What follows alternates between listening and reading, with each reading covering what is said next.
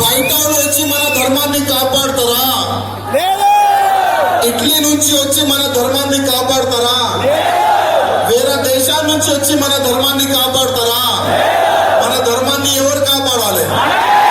మనమే.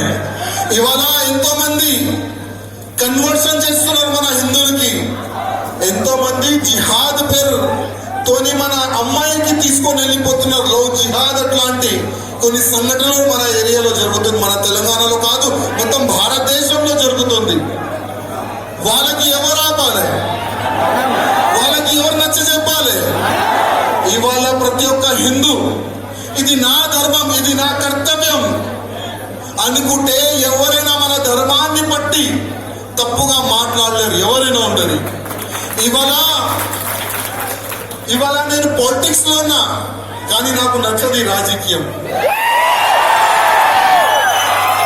ఇవాళ నేను రాజకీయంలో ఉన్నా, కానీ నాకు నచ్చదు. ఎందుకంటే కొంతమంది జై శ్రీరామ్ అంటే బీజేపీ వాళ్ళు అంటారు, జై శ్రీరామ్ అంటే సంఘం వాళ్ళు అంటారు, జై శ్రీరామ్ అంటే ఆ హిందూ ఆర్గనైజేషన్ వాళ్ళు అంటారు. కానీ నేను ఒక మాట అంటున్నా, రామ్ సే బడా రామ్ కా నామ్,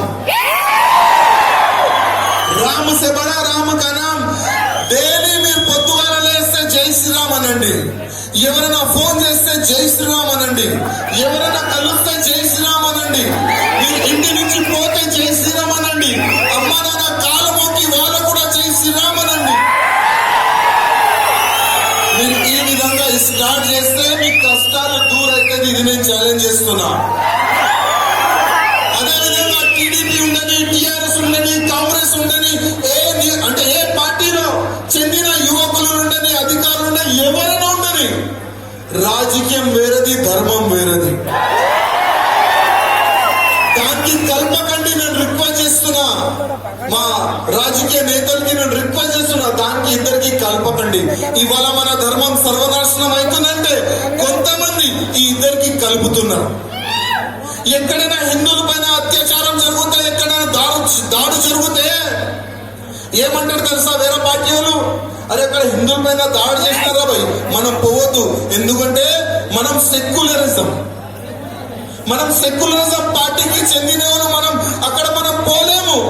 ఈ విధంగా కొంతమంది లీడర్లు ఆలోచన పెరుగుతుంది, వస్తుంది వాళ్ళ లోపల. ఇవాళ వాళ్ళపైన దాడి చేస్తున్నారు, రేపు మీ పైన కూడా దాడి చేస్తారు. ఇవాళ లవ్ జిహాద్ పేరు పైన వాళ్ళ అమ్మాయిని తీసుకొని పోయినారు, రేపు మీ అమ్మాయి పైన వాళ్ళు కన్ను వేస్తారు.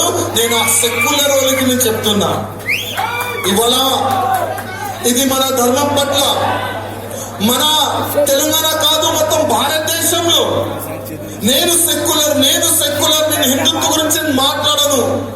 ఇట్లాంటి వ్యక్తుల సంఖ్య పెరుగుతూనే ఉన్నాయి.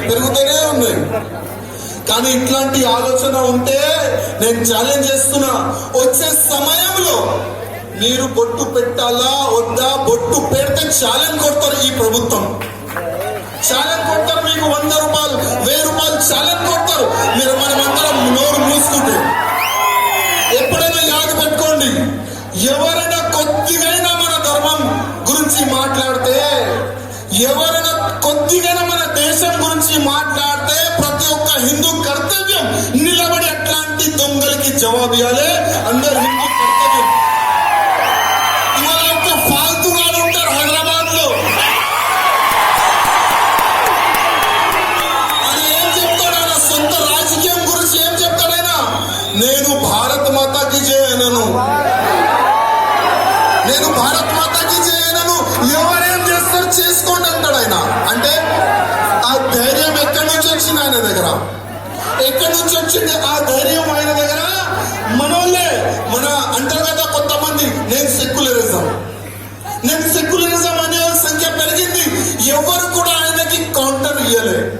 కొంతమంది ఉన్నారు మాలాగా, కొంతమంది మెంటళ్ళు, ఏమంటారు మెంటల్ అంటారా, మాలాంటి కొంతమంది మెంటలు ఉన్నారు. వాళ్ళకి జవాబు ఇవ్వడానికి మేము ప్రయత్నం చేస్తాం.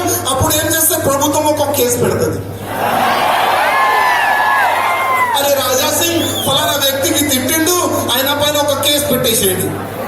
మళ్ళా నిన్న ముందు ఒక కేసు 2013 కేసు అంట అది.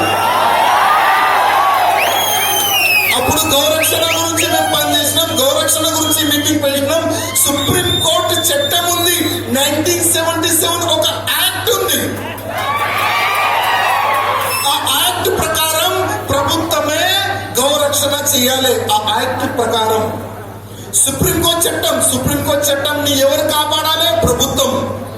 ప్రభుత్వం బాధ్యత అది. సుప్రీంకోర్టు చట్టం కాపాడే బాధ్యత ప్రభుత్వంది. కానీ ఈ ప్రభుత్వంలోనే ఎక్కువ మంది స్లాటర్ హౌస్ నడుపుతున్నారు. ఇవాళ మనం చాలా ప్రేమతోని గౌరక్షణ చేస్తాం, చాలా ప్రేమతోని గౌ పూజ చేస్తాం. ఇవాళ మనం జై శ్రీరామ్ అంటాం, బజరంగ్ బలికి జై అంటాం, దుర్గామాతకి జై అంటాం. మనకు యాద్ లేదు అంతమంది మన దేవుళ్ళు ఉన్నారు. ఎంతమంది ఉన్నారు తెలుసా మీకు? ఎంత? 33 కోట్లు. 33 కోట్లు మన దేవి దేవతలు ఉన్నారు. అది ఎక్కడ ఎవరైనా చూసినారా? మన ఆంజనేయ దర్శనం ఎవరైనా చేసినారా? రియల్. మనం ఒక మంచి భావనతోని ఒక గుడిలో పోతాం. మనం ఒక రాయి విగ్రహం ఉంటది, దానికి మొక్కుతాం, మనం పూజ చేస్తాం. మనకు ఏదైనా ప్రాబ్లం ఉంటే వాళ్ళ ముందు మనం పెడతాం. కానీ నిజమైన దేవుడు దర్శనం చేయాలంటే గౌమాత దర్శనం చేయండి. మీరు 33 దేవి దేవతలు ఎక్కడ ఉంటారంటే ఆ గౌమాత లోపల ఉంటారు. ఆ గౌమాత లోపల 33 కోట్ల దేవి దేవతలు ఉంటారు. కానీ ఇవాళ 100 కోట్లు హిందువులు అంటారు. మొత్తం భారతదేశంలో 100 కోట్లు గర్వంగా చెప్తారు. ఎంతమంది ఉన్నారా అంటే 100 కోట్లు ఉన్నారా? హిందువులు పనుకున్నారా? వాళ్ళు 100 కోట్ల హిందువులు పనుకున్నారా? మొత్తం భారతదేశంలో మన గౌమాతకి సంపుతున్నారు. సంపి ఇక్కడ నుంచి మాంసం విదేశాలకి పంపిస్తున్నారు. మన హిందువులు ఏం చేస్తున్నారండి? ఇవాళ మనం జన్మిస్తాం, మనం చిన్నగా ఉంటాం, అప్పుడు మన అమ్మంత పాలు మనం తాగుతాం. కొద్దిగా పెద్దగా అయితే ఆ ఆవు పాలు తాగుతాం. ఒక్క హిందూకి 3 అమ్మలు ఉంటారు తెలుసా? ఒక్క హిందూకి 3 తల్లిలు ఉంటది. జన్మించే తల్లి ఒకటి, పాలిచ్చే తల్లి ఒకటి. మన ఈ భూమి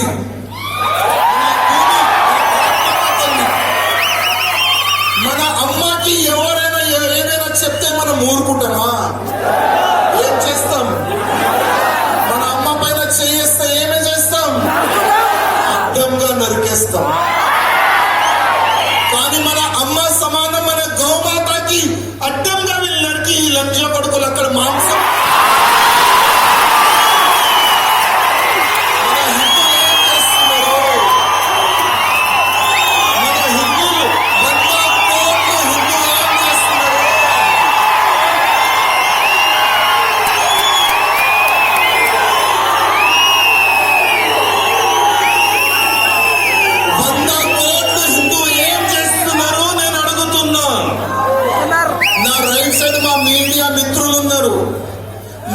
లెఫ్ట్ సైడ్ మా పోలీస్ అధికారులు ఉన్నారు. నేను అందరికీ అడుగుతున్నా, 100 కోట్ల హిందూ ఏం చేస్తున్నారు? పడుకుంటున్నారు. నాకెందుకు రాబోయ్ అంటున్నారు. అరే అక్కడ గౌమాతని కోస్తున్నారు. కోన్రాయ్ నాకు సపోర్ట్ చేయరు. అరే అక్కడ మన గౌమాతకి సంపి ఇక్కడ నుంచి మాంసం ట్రాన్స్ఫర్ చేస్తున్నారు. కోన్రాయ్ నేను ఒక్కడే ఏం చేయాలి? ఇట్లాంటి ఆలోచన మన హిందువులో పెరిగింది. నా తెలుగు అర్థమవుతుందా? ఇట్లాంటి ఆలోచన పెరిగింది మన హిందూ యువకులలో. నేను ఒక మాట చెప్తున్నా, ఈ రాజా సింగ్ ఒక్కప్పుడు ఒక్కటే ఉండే, నేను ఒక్కటే ఉండే. ఆ సమయంలో 99 లో ఏ విధంగా ఎంఐఎం టార్చర్ ఉండే సిటీలో మనం చూడొచ్చు. 99 మాట అంటున్నా నేను. ఓపెన్ గా రోడ్ పైన ఆవులు అమ్మేది, చిన్న దూడలు అమ్మేది, రోడ్ పైన బకరీద్ వస్తే కోసేది, రోడ్ పైన మొత్తం దాదాపు 10 to 20 days వరకు బయటికి వెళ్ళలేం మా బస్తీ నుంచి. మా బస్తీ చిన్నది, చుట్టుపక్కల మొత్తం మన బామర్దులే.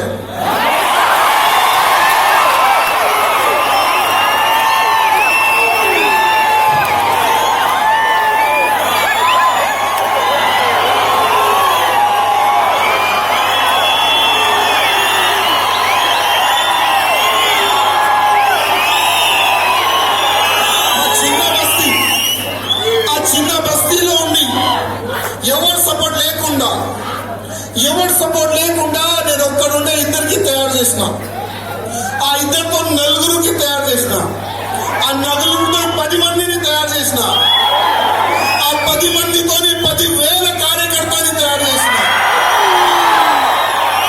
ఇవాళ ఓల్డ్ సిటీలో ఒక్క ఆవు కూడా కొయ్యాలంటే 10 సార్లు ఆలోచిస్తారు వాళ్ళు. అట్లాంటి ఒక వాతావరణం వచ్చింది. దీంట్లో మన పోలీసులు బాగా సపోర్ట్ చేసినారు. అప్పుడు మేము రోడ్ పైన వచ్చి ఆవును పట్టుకుంటే కడుగోలుకొని మాకు పెద్ద కొట్లాట అయ్యేది. అప్పుడు కమిషనర్ గారు ఉండే, పేరు చెప్పాను. ఆ కమిషనర్ గారు ఒక మీటింగ్ పెట్టి అడిగినారు, ఏంది మీ బాధ ఏంది చెప్పండి, ఎందుకు ఇట్లాంటి మీరు వాతావరణం ఖరాబ్ చేస్తారు? సార్ మా బాధ ఏం లేదు, మా తల్లిని చంపుతారు సార్, మేము కూడా వాళ్ళకి చంపుతాం. ఆవంటే మా తల్లి సార్, ఆవంటే మా తల్లి సమానం మేము చూస్తాం. ఆ ఆవు గురించి చెప్పని కూడా రెడీ, సావని కూడా రెడీ. చెప్పండి మీరు ఏం చేస్తారు? ఆ కమిషనర్ సార్ ఏమన్నారు తెలుసా? ఓకే భయ్, దీనికి చట్టం ఉంది కదా, చట్టం ఉంటే మీరు చేయాలి కదా. చట్టం మేము చేతిలో ఎప్పుడు తీసుకుంటున్నాం, మీరు పని చేస్తలేరు, అందుకోసం మేము చట్టం చేతిలో తీసుకుంటున్నాం. మీరు పని చేయండి, నేను ఛాలెంజ్ చేస్తున్నా. ఒక్క కార్యకర్త కూడా రోడ్డు పైన రారు. మీరు ఆ ఆవులు ఎవరు కడుగోలు తీసుకొని పోతున్నారు, మీరు వాళ్ళకి పట్టుకోండి, మేము మీకు సపోర్ట్ చేస్తాం. అప్పుడు ఆ కమిషనర్ ఒక మంచి పని చేసిండు.